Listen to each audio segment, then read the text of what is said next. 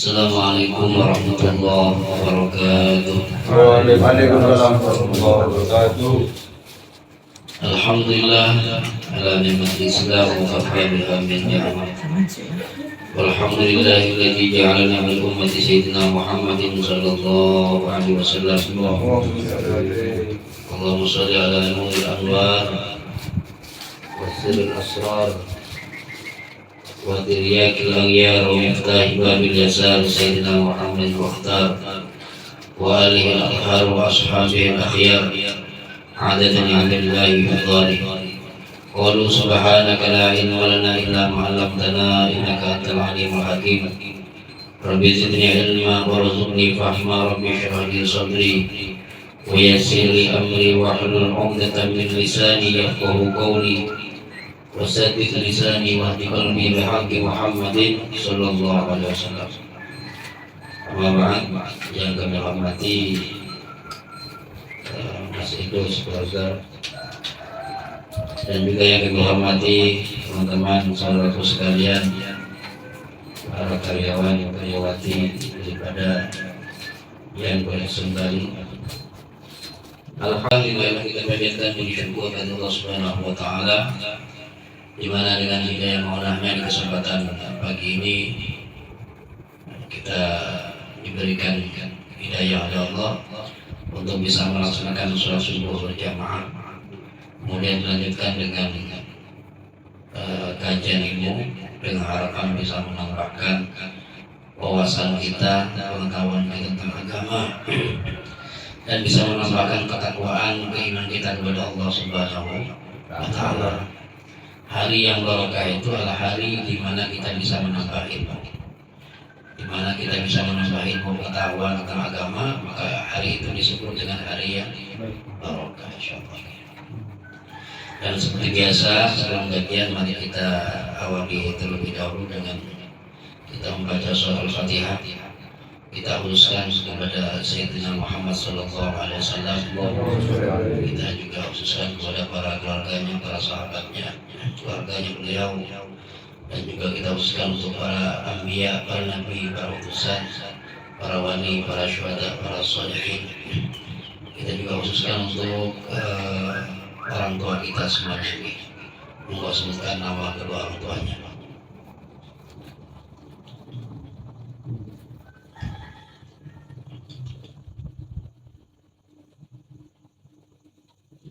Sebutkan juga nama-nama gurunya, orang-orang yang pernah mengajari kita, khususnya yang pernah mengajar Quran.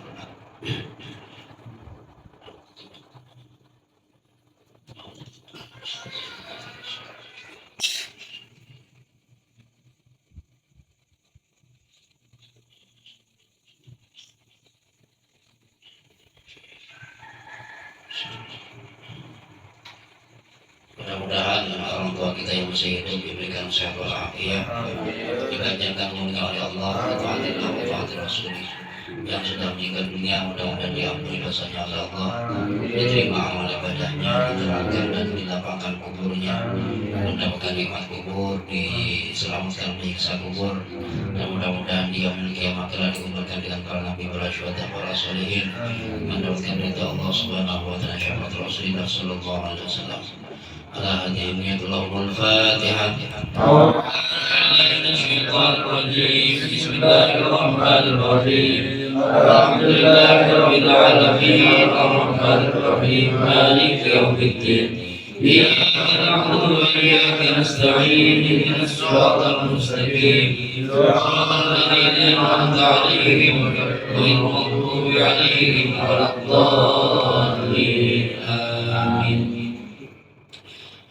Para jamaah mati Allah, seorang pemuda yang senantiasa beribadah itu termasuk dari sekian hamba Allah yang dibanggakan. Diterangkan dalam sebuah hadis, innallaha yubahi bisyabil amidil malaikata. Jadi sesungguhnya Allah itu membanggakan diri kepada para malaikat, kepada hamba-hambanya yang masih muda tapi justru rajin untuk melaksanakan ibadah. dibanggakan sama Allah itu hamba-hambaku masih muda dia mereka semua, belum nikah semuanya, belum semua gitu. Tapi udah rajin ibadah luar biasa, dibanggakan sama Allah. Kita dibanggakan Allah luar biasa, jangan dibanggakan Allah, dibanggakan sama teman saja luar biasa. Kita punya teman bangga sama kita, ini biasanya kita senang. Dibanggakan sama orang tua, senang gak kira-kira? Senang. Anak itu luar biasa itu. Dibanggakan sama gurunya, dibanggakan karena berprestasi, habis dapat juara, dibanggakan sama gurunya, senang. Apalagi dibanggakan oleh Allah Subhanahu wa Ta'ala. Allah berfirman ketika ada pemuda yang beribadah, unzuru ila abdi taraka syahwatahu min ajli, lihatlah, nyuruh sama para malaikat, lihat itu hambaku yang masih muda-muda itu, mereka meninggalkan syahwatnya gara-gara aku, kata Allah. Mereka itu beribadah karena takut kepadaku, mereka beribadah karena berharap ridhoku, kata Allah. Mereka meninggalkan syahwatnya, soalnya kalau masih muda kan masih kencang syahwatnya. Jadi kalau masih muda itu pengennya jalan atau kemana biasanya, tidur berangkat. Iya. Artinya kalau masa-masa muda itu mestinya orang itu banyak menghabiskan waktunya untuk foya-foya, untuk senang-senang atau untuk happy itu. Betul. Tapi kalau sudah ada pemuda kayak dengan semua ini yang cakep-cakep, cantik-cantik ini beribadah, Allah banggakan. Mudah-mudahan kita senantiasa mendapati Allah Subhanahu wa Ta'ala. Amin ya rabbal alamin. Bahkan dalam salah satu keterangan hadis ini, para pemuda yang senantiasa beribadah, sholat sudah dijaga, sholat 5 waktunya, apalagi sampai berjamaah, puasanya, baca Qurannya, mereka beribadah ngompong, rajin, semangat, maka nanti kelak dia di kiamat dia akan mendapatkan naungan di bawah arsy. Nanti kan yang menjadi atap di yaumul kiamat kan arsy, atapnya. Sab'atun yudhilluhumullahu fi dhillihi yauma la dhilla illa dhilluh. Jadi ada tujuh kelompok. Ada 7 kelompok yang nanti akan mendapatkan naungan Allah di hari kiamat. Di mana pada waktu itu tidak ada naungan kecuali naungan Allah Subhanahu wa Ta'ala. Kita kan nanti kan dikumpulkan di padang mahsyar semuanya. Kumpulkan di padang mahsyar. Pada waktu itu katanya matahari itu pas di atas kepala kita cuma sebentar. Mataharinya tinggal. Bayangkan. Sekarang panasnya luar biasa. Padahal matahari masih di langit keempat. Matahari sekarang ini langit keempat. Panasnya udah seperti itu kalau siang. Apalagi tinggal. Kira-kira gimana? Kotor. Hah? Kotor. Angus. Tapi kalau kita mendapatkan naungan dari Allah, insya Allah aman ya. Gak akan merasakan kepanasan kalau kita mendapatkan naungan Allah Subhanahu wa Ta'ala. Siapa mereka? Salah satunya para pemuda. Para pemuda disebutkan syabun nasya'a fi ibadatillah. Ini yang pertama. Pemuda yang sudah tumbuh dalam beribadah kepada Allah Subhanahu wa Ta'ala. Hanya kita ini termasuk orang pilihan berarti. Termasuk orang pilihan Allah. Banyak bersyukur kita ini. Masih muda, tapi sama Allah dituntun sudah beribadah. Kita ini beribadah kan atas kehendak Allah, betul gitu. Bukan kehendak kita sendiri. Jadi yang menggerakkan hati kita adalah Allah. Wallahu khalaqakum wa ma ta'malun. Allah itu yang menciptakan kalian dan perbuatan kalian. Kita ibadah ini karena Allah. Kita bisa sholat, bisa puasa, itu Allah yang menggerakkan. Bisa baca Quran, Allah yang menggerakkan, bukan kita. Kita ini kan makhluk yang lemah, nggak punya daya upaya, nggak punya kekuatan apa-apa. Kadang mau bangun tidur aja kadang susah bisa. Yang membangunkan siapa? Allah. Jadi segala perbuatan manusia itu Allah yang menciptakan. Apakah yang baik atau yang buruk? Sebenarnya hakikatnya sama. Yang baik juga Allah yang menciptakan, yang buruk juga Allah yang menciptakan. Cuma secara adab, secara tata krama, kalau yang baik itu kita sadarkan sama Allah. Sholat, alhamdulillah, sholat berkat fadl Allah, alhamdulillah saya bisa puasa berkat ma'unah pertolongan Allah, berkat hidayah Allah. Jadi kalau yang bagus-bagus, yang baik-baik disadarkan sama Allah. Tapi kalau yang jelek jangan. Nggak etis, nggak baik. Kalau yang jelek kita sadarkan kepada Allah. Sekalipun secara hakikat memang Allah yang menciptakan. Contoh kita alhamdulillah nyolong mencuri. Oh, ini juga Allah yang bikin saya nyuri. Jangan bilang begitu. Ini apa? Kalau bahasa kita kurang apa namanya? Kurang etis ya, kurang ajar. Ya. Jadi kalau yang jelek-jelek sandarkan kepada diri sendiri. Ini gara-gara saya ini tidak bisa jaga diri seperti itu. Bukan disandarkan kepada Allah Subhanahu wa Ta'ala. Jadi beruntung kita itu masih muda, sudah bisa ibadah kepada Allah Subhanahu wa Ta'ala. Di mana di luar sana banyak pemuda yang lupa sama Allah. Banyak pemuda yang waktunya hanya dihabiskan untuk foya-foya bosan-bosan diri. Padahal setiap detik, setiap saat, setiap waktu mereka nanti di hari kiamat akan dimintai pertanggungjawaban. Waktu kita ini termasuk sesuatu yang nanti akan dihisab sama Allah Subhanahu wa Ta'ala. Dimintai pertanggungjawaban. Masa mudamu kau habiskan kemana, untuk apa, semuanya dipertanyakan. Kemudian juga yang termasuk dalam naungan Allah Subhanahu wa Ta'ala adalah imamun adil. Imamun adil. Imam ini yang pemerintah.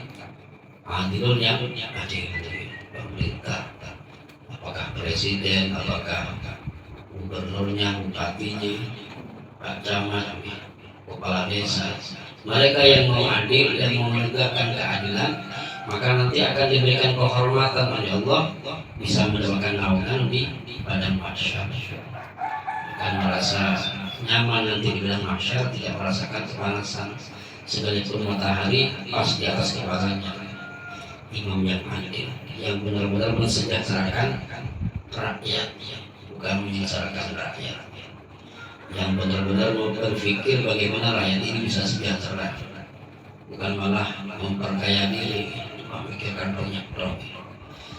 Kita doakan mudah-mudahan pemerintahan kita ini diberikan kekuatan oleh Allah, bisa menegakkan keadilan. Amin ya rabbal alamin. Kalau dulu banyak para imam yang adil seperti Sayyidina Abu Bakar, Sayyidina Umar, Utsman, kemudian juga Sayyidina Ali karramallahu wajhahu. Termasuk juga ada di antara cucu daripada Sayyidina Umar, namanya Sayyidina Umar ibnu Abdul Aziz. Sayyidina Umar ibnu Abdul Aziz ini juga termasuk khalifah atau pemerintah yang benar-benar menegakkan keadilan. Beliau itu benar-benar menjaga tugasnya. Pernah suatu malam ketika beliau sedang berada di ruangan, beliau mengerjakan tugas yang masih tersisa itu dikerjakan oleh beliau pada waktu malam. Di tengah-tengah beliau mengerjakan tugas, tiba-tiba anaknya ngetok pintu. Assalamualaikum, kata anaknya. Waalaikumsalam, ada apa anakku, kata Sayyidina Umar. Saya pengen curhat, dia pengen bersama dengan. Ayo masuk. Padahal beliau sedang melaksanakan tugasnya. Dulu kan belum ada lampu seperti ini. Pakai lampu apa dulu? Oblet. Iya, apa namanya? Oblet. Iya, yang pakai gimana kasih dia? Begitu. Jadi waktu beliau mengerjakan tugas pakai lampu itu. Kemudian ditanya oleh beliau Umar, wahai anakku, kamu kesini kepengen berembuk sesuatu atau urusan yang berkaitan dengan negara atau pribadi? Kata Sayyidina Umar. Oh enggak Pak, saya kesini kepengen berembuk, ingin berbicara sesuatu yang berkaitan dengan pribadi saya, enggak ada kaitannya dengan negara. Apa kemudian yang beliau lakukan? Ternyata oleh beliau lampu yang tadinya itu malah dimatiin. Tiba-tiba protes anaknya, loh mau dimatiin Pak, kita kan mau ngobrol, ingin ngomongin sesuatu. Iya, ini lampu ini pakai kas negara ini. Kita kan mau bahas urusan pribadi, nggak boleh kita pakai fasilitas negara untuk urusan pribadi, nggak boleh kita. Ini saking beliau menjaga. Jadi fasilitas negaranya itu, fasilitas yang disediakan oleh negara betul-betul beliau gunakan untuk urusan negara. Tapi kalau urusan pribadi, beliau ini tidak mau menggunakan fasilitas negara. Nah, imam yang benar-benar mensejahterakan rakyatnya, maka kelak oleh Allah memberikan kehormatan, mendapatkan naungan di badan sudah yang kedua. Kemudian yang ketiga, yang mendapatkan naungan di badan masyarakat kelak adalah warajulun qalbuhu mu'allaqun bil masajid. Laki-laki atau perempuan juga sama, yang hatinya itu mu'allaqun bil masajid, hatinya itu bergantung dengan masjid, hatinya bergantung dengan tempat ibadah. Nanti yang kelak mendapatkan naungan. Bagaimana maksudnya? Dia itu merasa senang ketika berada di tempat ibadah, di masjid. Makanya bagus kalau pemuda senang masjid, senang di tempat ibadah seperti ini. Tapi sekarang orang senang ke masjid itu kadang numpang tidur ya. Kenapa ke masjid di rumah subuh numpang asik? Bukan yang seperti itu. Orang yang hatinya bergantung kepada masjid, maksudnya dia senang ibadah di masjid. Jadi kalau dia ada di luar kepikiran terus tuh pengen ke masjid gitu. Bahkan sebelum ada bisa jadi sudah berada di masjid. Nanti ini di yaumul qiyamah ini wajah manusia itu berbeda-beda terangnya atau bersinar macam-macam. Ada yang wajahnya manusia waktu itu terangnya seperti bintang, ada yang terangnya seperti bulan. Ada yang terangnya seperti matahari. Kira-kira yang paling terang yang mana ya? Ya matahari. Kalau di hari kiamat ya pakai bedak nanti, terus pakai bedak gitu. Dia pakai bedak, di sana jangan bedak sudah. Tapi wajah mereka akan bersinar sesuai amalnya masing-masing. Seperti itu. Sampai ditanya oleh malaikat, kamu kok bisa bersinar seperti itu wajahnya? Kok bisa seperti apa? Bintang-bintang kata malaikat. Oh kami ini malaikat dulu ketika dunia, ketika mendengarkan adzan, hayya 'alas shalah, maka kami langsung bergegas untuk berwudu. Kami tinggalkan aktivitas kami. Orang yang seperti itu nanti maka di hari kiamat wajahnya akan terang benderang seperti bintang. Bintang itu kan enak dipandang gitu. Orang kalau lagi galau, sedih, melihat mantan, lihat bintang itu ya terasa terhibur.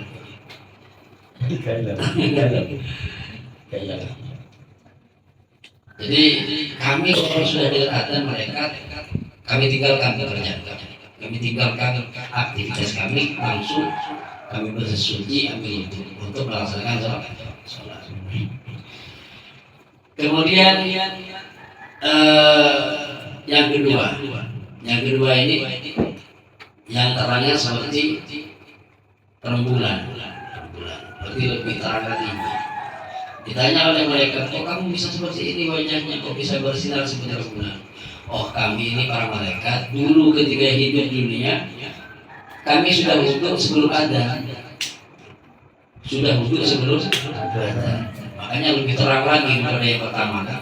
Kalau yang pertama kan dengar ada langsung wudhu. Kalau ini sebelum ada sudah wudhu dulu. Berarti lebih cepat ya, lebih semangat. Semakin semangat, semakin terang nanti wajahnya jadi. Ya. Ada yang lebih terang lagi, yang wajahnya itu seperti matahari. Ditanya oleh malaikat, kok sampai lebih terang? Kok sinarnya seperti matahari? Dia menjawab, wahai malaikat, kami ini adalah satu kelompok orang yang ketika hidup dunia nasma'ul adzan fil masjid. Kami mendengarkan adzan sudah di masjid.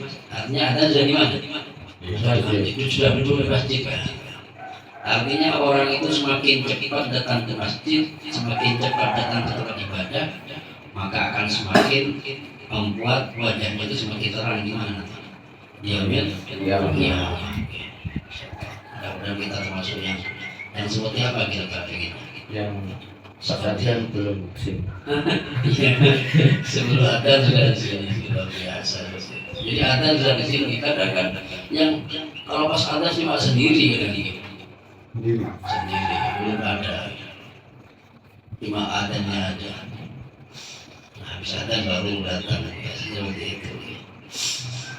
Ada yang lebih tragis lagi soalnya. Ada masjid yang adzan ya ustadznya kan, yang puji-puji ustadznya kan, yang imami ustadznya. Ada ini yang apa ini? Kalau bahasa Maduranya kan Yang dikomat ya. Baik, zaman itu banyak masjid bagus, tapi jamaahnya pada hilang semua. Jadi yang ada, yang pujian, yang imami borongan. Sudah tua juga. Iya, sudah tua lagi.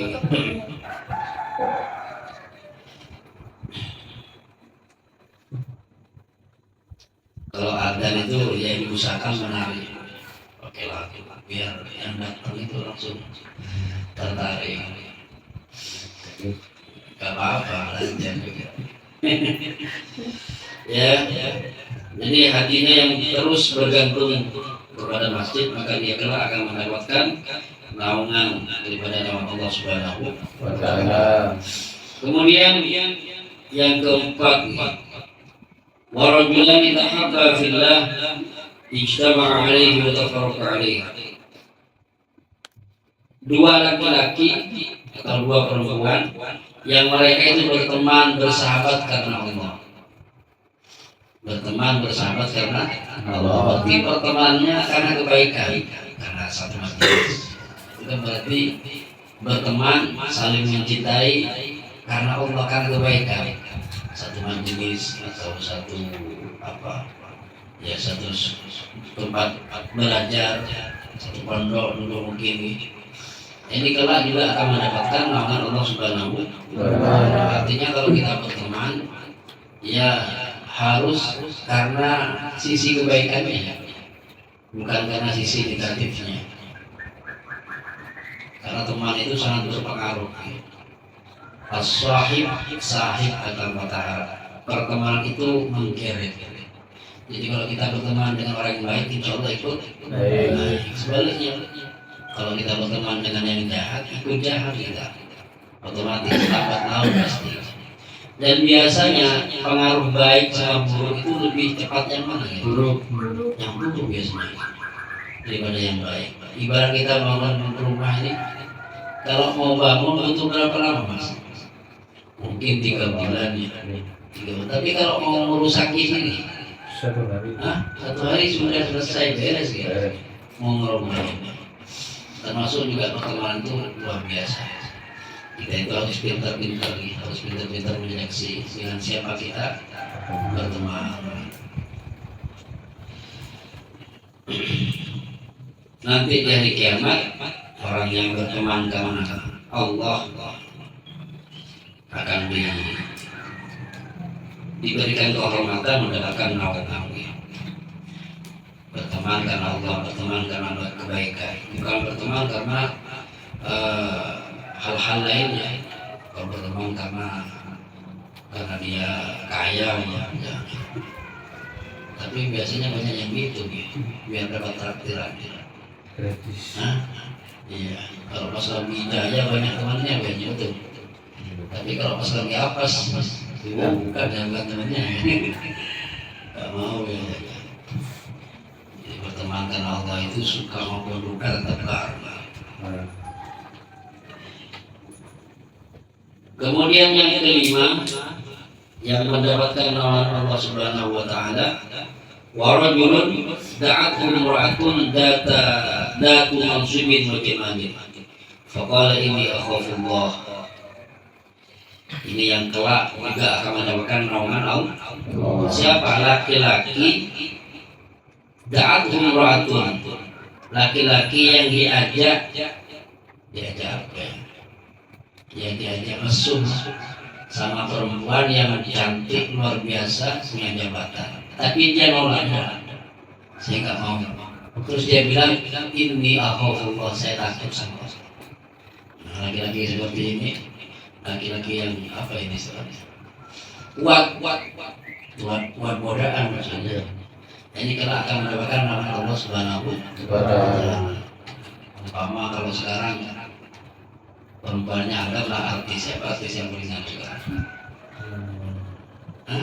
Patik. Pokoknya yang mau cantik sekarang kaya. Nah sampai aja ayo masih. Udah. Saya selalu sama Allah. Saya nggak tergiur dengan kecantikan. Saya nggak tergiur dengan ya harta sampean. Mengatakan seperti itu luar biasa. Menunjukkan lelaki yang kuat. Nah ini nanti akan mendapatkan apa? Naungan Allah Subhanahu wa taala. Tapi jarang. Langsung luluh biasanya. Mudah-mudahan yang laki dikuatkan sama Allah, yang cewek juga dikuatkan godaan. Kuat seperti Nabi Yusuf dulu. Nabi Yusuf kan sampai dikejar sama siapa? Sama Zulaikha sampai apa? Robek punggungnya, bajunya. Karena diajak berbuat mesum, tapi nolak. Itu yang dibutuhkan dari laki-laki akhir zaman sekarang.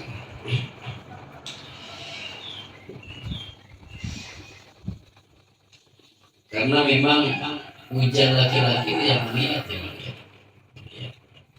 Hanya kalau di jalan itu ya benih-benih Masih lihat. godaan laki-laki itu di mata melihat. Sebaliknya kalau perempuan tuh pengennya dilihat ya. Pengennya dilihat. Apalagi pas lagi dandan macam-macam pengennya dilihat di situ. Makanya dalam hadis itu Rasulullah itu mengatakan ya ma'syarasy syabab man istata'a minkum al-ba'ata falyatazawwaj fa innahu aghaddu al-basar wa ahsanu khalq.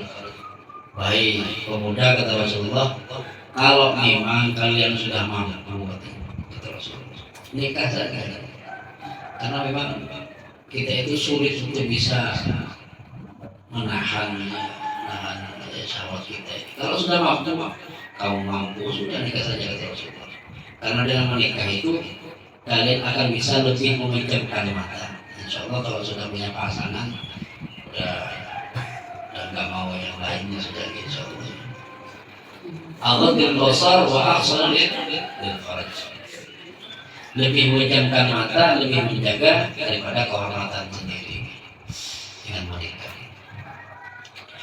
Fa'illah bisati, kalau umat belum mampu mau menikah, belum mampu, fa'alihi bisawm, banyak puasa Senin jumlah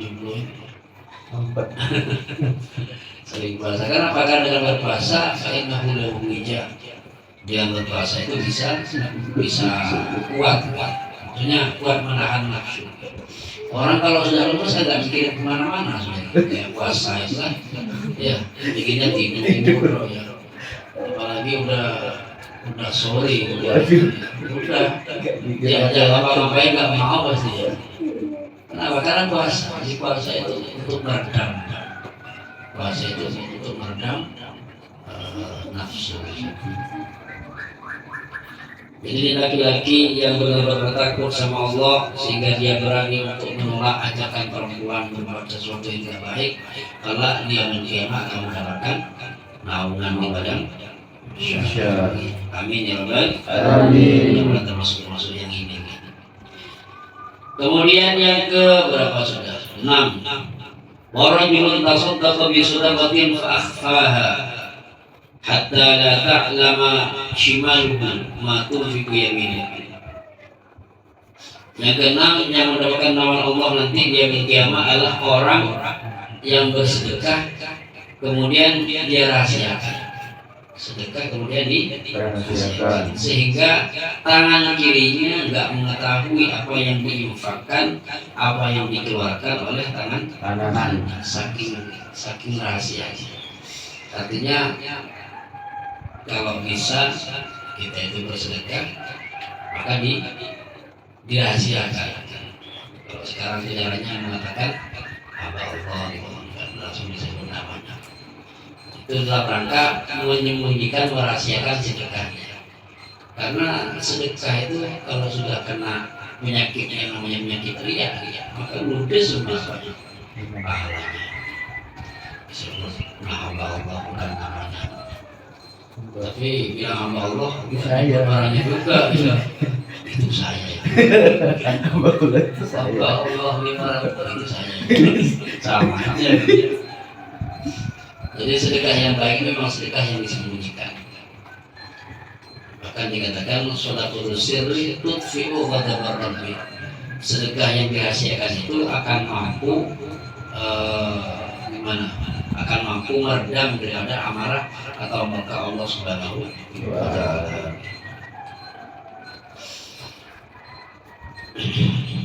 Ya termasuk ibadah-ibadah yang lain. Usahakan kita itu bisa mungkin gimana? Bukan dikasihkan, tapi di apa istilahnya? Bukan dikasih, tapi privasi. Jadi ibadah itu sifatnya apa? Privasi.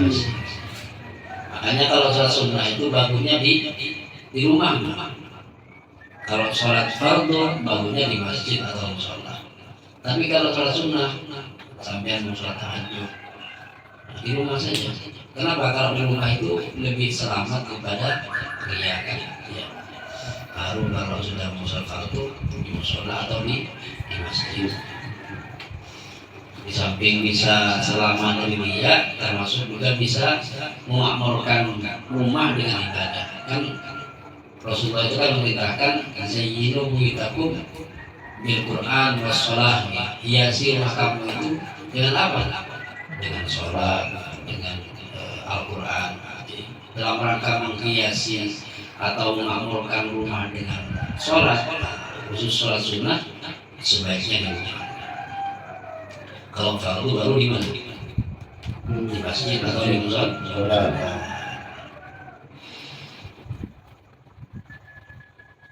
Kemudian yang terakhir yang mendapatkan naungan Allah Subhanahu wa taala, wa rajulun dzakarallaha khaliyan fa fadat ainah. Laki-laki atau perempuan yang dia berzikir ingat kepada Allah, kemudian dia berlinang air matanya, menangis. Tapi menangis karena ingat sama Allah, takut sama Allah, bukan ingat sama mantannya. Beda lagi nangisnya. Atau ingat nangis karena ingat setoran kredit ini nggak pernah warna. Beda lagi kalau itu. Bukan tahu. Ya, menangis di waktu sepi, kemudian sampai nangis. Ya berpikir di waktu sepi dia sendirian, kemudian dia. Kita juga berusaha bagaimana kalau kita berdoa itu usahakan tidak sampai nangis kalau bisa berdoa. Bahkan bagus. Sebenarnya kalau cengeng karena Allah malah bagus. dia berdoa Ini cicilan nangis. beda lagi. Oh beda. Kalau inginnya karena Allah malah bagus, malah dalam hadis itu kalau kamu belum bisa nangis, kalau kamu belum bisa nangis, pura-pura nangis. Kata dalam hadis itu. Film tapi kata tahu kalau kamu belum bisa nangis, pura-pura nangis dulu nggak apa-apa. Acting gitu, acting. Dalam ibadah ini. Jadi menangis memang dianjurkan berdoa menangis. Kami ingat itu. Iya, ya belajar dulu lah. Salawatan kalau sampai nangis luar biasa. Tapi nangisnya karena ingat Rasulullah. Iya sampai kayak apa sih Rasulullah gitu kan, membayangkan seperti itu kan. Sampai nangis luar biasa ya. Bukan nangis karena cicilan tadi. Nangis cicilan. Kita ini yang bisa nangis karena pasti banyak dosa. Dosa ini yang menghalangi kita untuk bisa nangis. Buktinya apa? Buktinya anak kecil itu kan mudah nangis kan? Ya. Dimarahin dikit ya nangis. Tapi kalau yang gini-gini ini dimarahin apa yang bisa nangis? Bisa. Versinya agak keras sedikit. Apalagi yang sudah dimarahin bukan nangis, malah marah balik kan? Lawan. Kenapa? Karena ya kalau sudah besar, sudah dewasa itu sudah banyak dosa yang dilakukan. Anak kecil belum punya dosa, sehingga mudah untuk nangis. Sebenarnya kita ini kalah sebenarnya kalau dalam hal ini sama anak kecil. Berarti kita ini masih lebih bagus anak kecil daripada kita sendiri. Anak kecil belum banyak dosa, kita sudah numpuk dosanya. Anak kecil itu kata Imam Suyuti punya 5 kelebihan. Anak kecil. Apa kelebihannya? Salah satunya itu. Wa idza khaufu jarat uyunuhum bitumu. Anak kecil itu kalau sudah merasa ketakutan, maka dia akan mudah nangis. Itu termasuk kelebihan anak kecil. Kelebihan anak kecil ini, sifat-sifat anak kecil ini kalau dipraktekkan oleh orang dewasa, maka dia akan menjadi orang yang dekat sama Allah, akan menjadi wali. Cerita kalau sering nangis sama kayak anak kecil, insya Allah akan mudah mendapatkan cinta Allah Subhanahu wa Ta'ala. Pertama. Kemudian juga termasuk sifat anak kecil, kelebihan anak kecil, mereka itu layak tamuna birrizqi. Mereka tidak pernah risau, tidak pernah gelisah dalam urusan rezeki. Betul ya? Anak kecil pagi-pagi nyantai. Mana ada anak kecil pagi-pagi udah pegang cangkul, ada kan? Ya. Gak ada sibuk, gak ada. Karena mereka santai. Gak ada. Gak ada yang mendaftar anak kecil, gak ada di sini. Mereka apa? Tenang, yakin. Saya sudah ada yang nanggung rezeki saya. Siapa? Orang tuanya. Kita yang besar-besar ini juga harus yakin rezeki saya sudah ditanggung. Siapa yang nanggung? Allah Subhanahu wa Ta'ala. Cuma tetap ada jalannya. Jalannya melalui masih itu kerja. Mungkin lagi mungkin tetap ada jalannya. Kalau para ya semuanya, semua manusia itu ada jalannya masing-masing. Yang kerja, yang ustaz juga ada jalannya. Lewat mereka itu ya undangan atau ngisi tausiah, ya, itu termasuk jalan rezekinya sudah. Karena rezeki itu macam-macam. Ada rezeki yang dicari, ada rezeki yang mencari. Rezekinya yang mencari.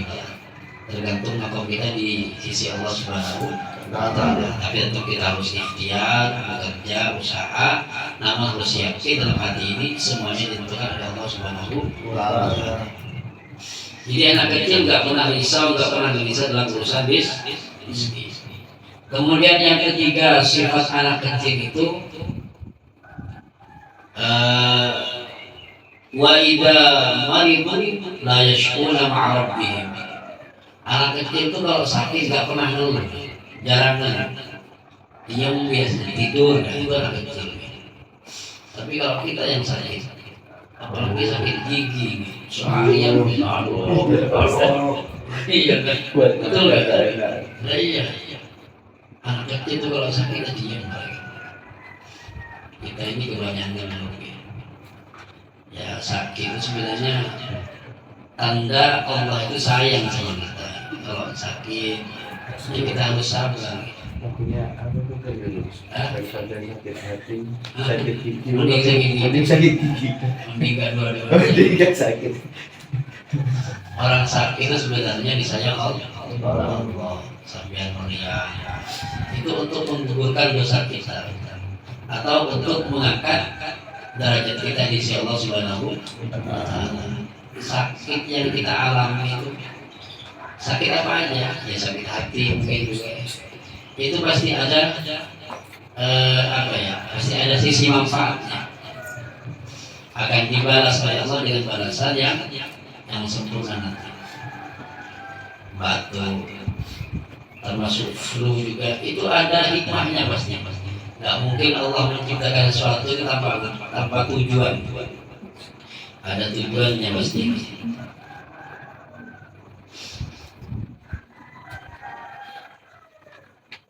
Termasuk kalau pas lagi sakit, ya, itu sebenarnya Allah itu ingin menyelamatkan daripada kebutaan. Ada saraf-saraf yang memang harus dibersihkan dulu, refresh. Iya, refresh. Semuanya setiap penyakit itu pasti ada manfaat. Makanya kalau kita sakit harus dihadapi dengan sabar. Sampai kalau jadi orang sakit juga gitu. Jadi orang sakit sampaikan keutamaan sakit. Disuruh sabar, dikuatkan. Jadi orang sakit cuma temannya, dikuatkan temannya. Bukan ditakut-takutin sampai kayaknya nggak lama lagi. Banyak stigma ya. Jangan ada teman. Jangan seperti itu. Kalau cuma temannya, ya insya Allah saya bisa sembuh insya Allah. Sekali itu sorenya innalillah. Jangan Umpama contoh aja. Jadi kalau kita jiwa orang sakit itu dikuatkan yang sakit. Disuruh untuk sabar. Insyaallah sampai sembuh.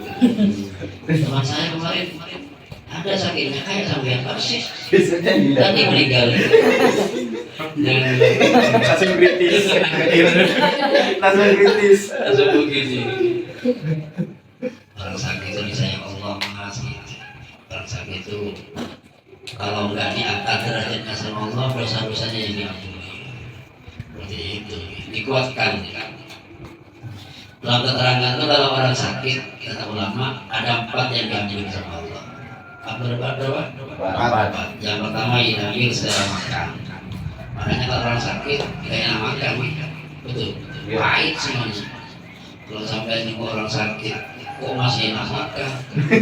Masih sakti habis, bunyi habis. Perlu dipertanyakan. Kalau orang sakit udah hilang selera makannya pahit. Makanya kalau sampai nemu orang sakit, bawa buah yang masuk makanan. Yang ngabisin bukan yang sakit. Siapa ya? Yang di sekitarnya itu yang nungguin. Jadi bawa apa? Hah? Yang dia tuh bawa biar bisa nambah biaya berobatnya. Buah ya yang ngabisin bukan yang sakit nanti. Kemudian yang diambil Allah tenaganya, makanya orang sakit gimana? Lemas. Terus juga nur wajahnya diambil juga sama Allah, sehingga kelihatan hujat. Yang terakhir yang diambil oleh Allah adalah dosa-dosanya. Selama sakit diambil, digugurkan. Jadi sebenarnya tambah lama tambah banyak dosanya yang diampuni. Amin. Kalau Allah sudah berkehendak memberikan kesembuhan, semuanya dikembalikan sama Allah. selera makannya balik, terus tenaganya juga balik, terus apa lagi? Auranya balik. Nah, tapi dosa-dosanya tetap diampuni oleh Allah Subhanahu wa Ta'ala. Dosa-dosanya manusia yang sakit. Ada yang nanya kemana dosanya itu? Ada yang bilang waktu ulama dosa-dosa manusia itu dibuang, dicampakkan Allah ke dasar laut.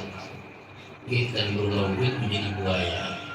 Jadi wujud dosa kita itu seperti buaya sebenarnya. Kalau nggak ditutupi sama Buaya butuh. kita kan banyak dosa nih. Ya, betul kan? Nah, kalau dosa ditampakkan sama Allah banyak buayanya ya. Buayanya banyak. Iya.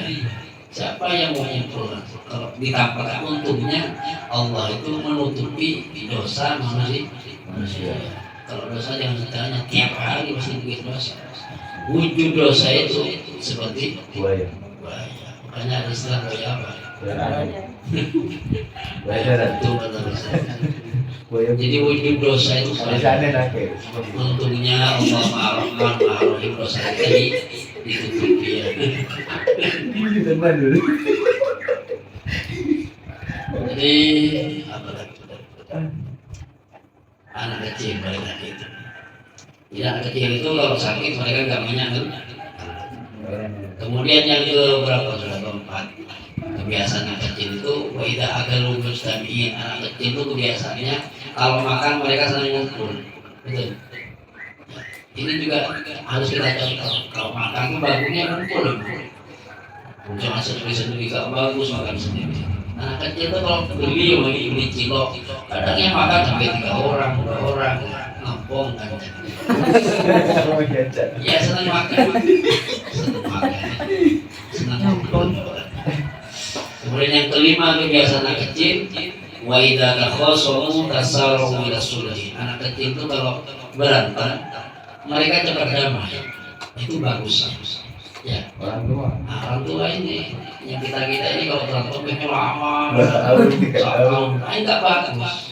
Yang bagus seperti anak kecil itu mereka berantem cepat damai. Pagi mereka berantem, sore udah main lagi kan? Iya. Iya. Orang tuanya ya. Orang tuanya orang sakit tujuan, seperti bilang gitu. Maksudnya gimana? Kita boleh berselisih ya. Kan tidak bisa dipungkiri berselisih karena ada pendapat. Marah boleh, tapi jangan berlarut sampai tahunan. Boleh berbeda pendapat, tapi tetap jaga kekompakan. Kalau dalam Islam itu kan jangkanya cuma 3 hari. La ya'il bi'in ayyatil akhahu fawqa salasi layamin. Orang muslim itu tidak boleh lebih daripada 3 hari tidak saling bersapa. Marah boleh, manusiawi kan? Ya. Manusiawi marah itu. Tapi jangan sampai lebih 3 hari itu batasnya. Kalau sudah lebih 3 hari, oh berarti kita melakukan dosa besar misalnya. Memutus tadi silaturahmi. Orang yang berselisih, kemudian orang yang memulai untuk berdamai, ini yang paling mulia di sisi Allah. Ini yang paling baik di sisi Allah Subhanahu wa Ta'ala. Ada 2 orang berselisih, kemudian siapa yang memulai untuk berdamai, dia berarti yang gentleman, yang paling sakit itu. ya. Sekalipun kita yang tersakiti, kalau yang memulai duluan untuk berdamai, dia yang paling mulia di sisi Allah Subhanahu wa Ta'ala. Iman kalau kita itu sampai memutus tali silaturahim, memutus pertemanan, persaudaraan. Iman ibadah kita yang kita lakukan, termasuk doa kita itu, kalau kita memutus silaturahim sulit untuk diterima oleh Allah Subhanahu wa Ta'ala. Bahkan ada hadis atau makalah mengatakan qati'ur rahim mal'un walau mata fi jawfil Ka'bah. Orang yang memutus tali silaturahim akan dijauhkan dari rahmat Allah, akan dilaknat oleh Allah sekalipun dia mati di dalam Ka'bah. Mati di dalam Ka'bah kan luar biasa ya. Ya, istimewa. Tapi kalau dia qati'ur rahim memutus tali silaturahim tetap akan dijauhkan dari rahmat Allah Subhanahu wa Ta'ala. Jaga hubungan dengan baik, jaga pertemanan, jaga persahabatan sebaik mungkin agar kita menjadi orang yang dicintai oleh Allah di bawah Rasulullah sallallahu alaihi wasallam. Amin. Cukup ya. mudah-mudahan manfaat barokah dan bisa kita amalkan dalam kehidupan kita sehari-hari. Amin ya rabbal alamin. Dengan doa kafaratul majlis, subhanakallahumma wa bihamdika asyhadu an la ilaha illa anta astaghfiruka wa atubu ilaik. Assalamualaikum warahmatullahi wabarakatuh. Waalaikumsalam warahmatullahi wabarakatuh. اللهم ارحمنا بالقرآن واجعل